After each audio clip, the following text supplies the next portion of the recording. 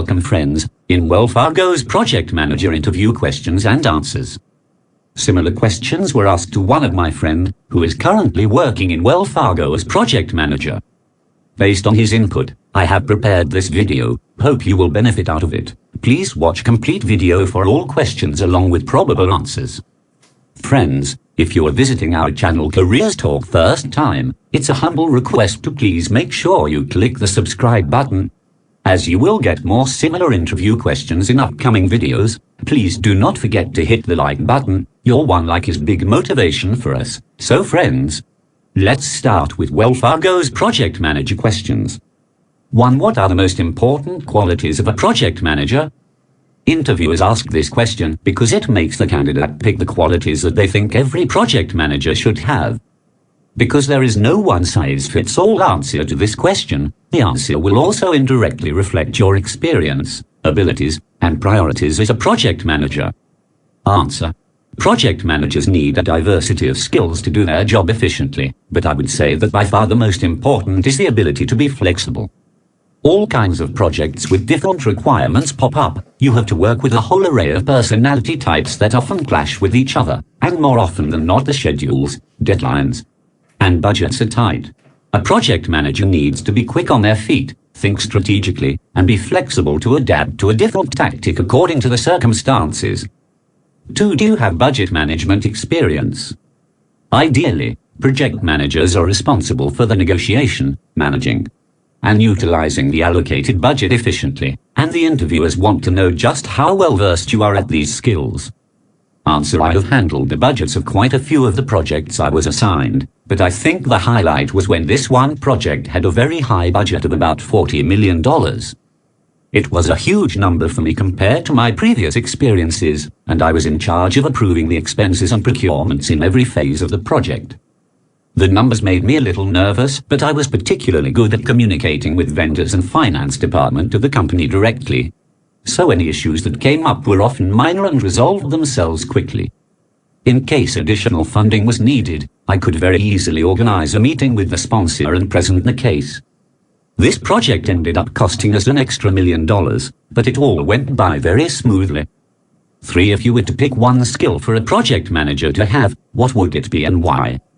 The interviewer wants to learn about the skill you give most value to as a project manager.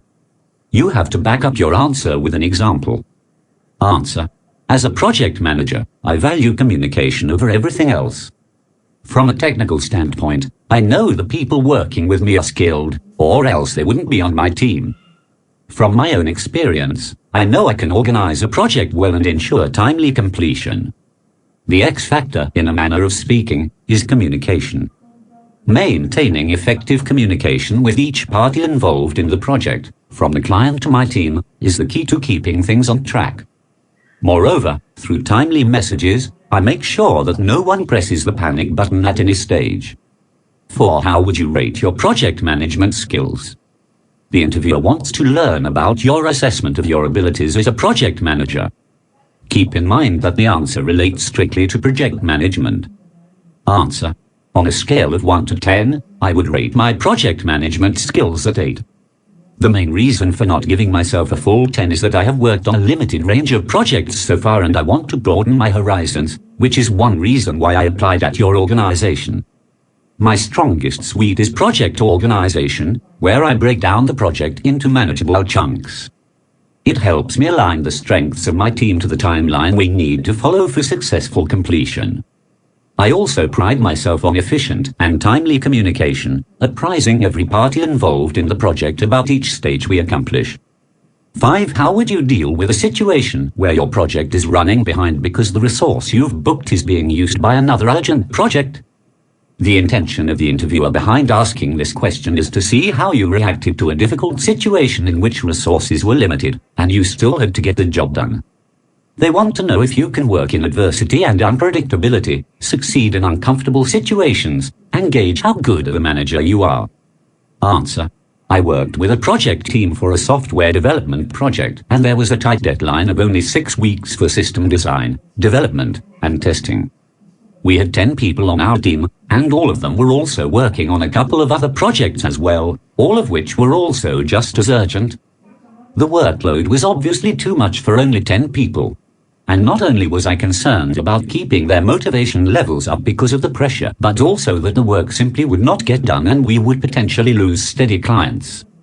I rolled out an incentive plan for attendance, target achievement, and discipline to keep the staff working overtime and motivated. I was also able to chart out a plan and communicate with the clients to hand over projects a week ahead than usual. 6. How do you allocate resources? Project management is not just about ordering people around, but also about managing often scarce resources according to the needs of the project.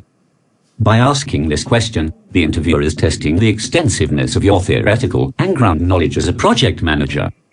Answer: I think allocating resources entirely depends on the project more than anything, so an experienced project manager would probably not have a specific manner in which they do the job.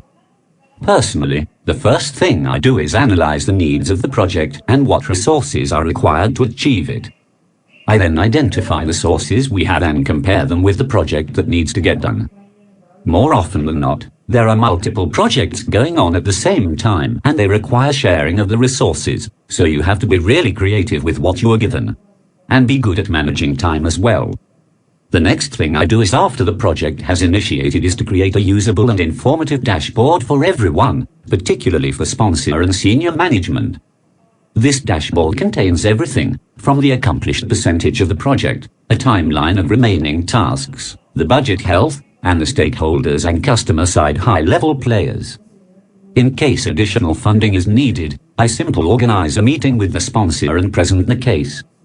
This sounds a little technical, but micromanaging time is a really effective strategy for managing resources because everyone stays focused and productivity increases. 7. Do you have an international project team management experience? Answer: managing an international team proved a significant challenge for me. I worked with a team on creating a website. The client required us to provide the functionality of the site in multiple languages and hence, we had to seek help from developers based overseas to localize the site. The major hurdle was communication, as the team we were working was on a different continent and in a different time zone. For the duration of the project, I assigned my subordinate the responsibility of handling correspondence. He had to change his shift timings to accommodate the requirements of the project. The key takeaway for me is that we had to rely on online tools. There, I realized the importance of documenting each step of the project. I also explained the process to the international team. 8. What is the best way to set up and manage a team? If you have more than a couple of years of experience as a project manager on your resume, then you must have had to set up and manage different teams. With this question, the interviewer wants to know the extensiveness of your experience, what it was like, and your contributions and skills in setting up and handling such diverse teams. Answer: teams are very diverse and need a lot of communication to set up and manage, so I have a system in place to make it work. The first thing that I do is get an idea of all the people and teams involved, how they work best, their strengths and weaknesses. Understanding them gives me a better idea on making a baseline to getting them all to work together as a macro team. The next thing I do is hold a focus group meeting with different individuals from all the departments. In this meeting, I highlight and outline what needs to be done by every member to work with other departments and make sure to explain it with examples relative to the departments.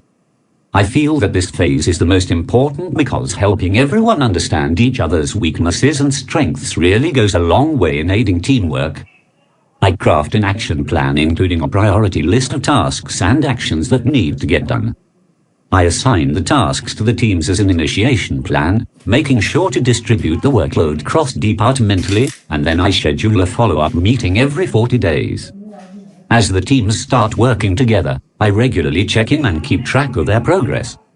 This includes making a list of problems that may have occurred, and teams that do not work well cross-departmentally.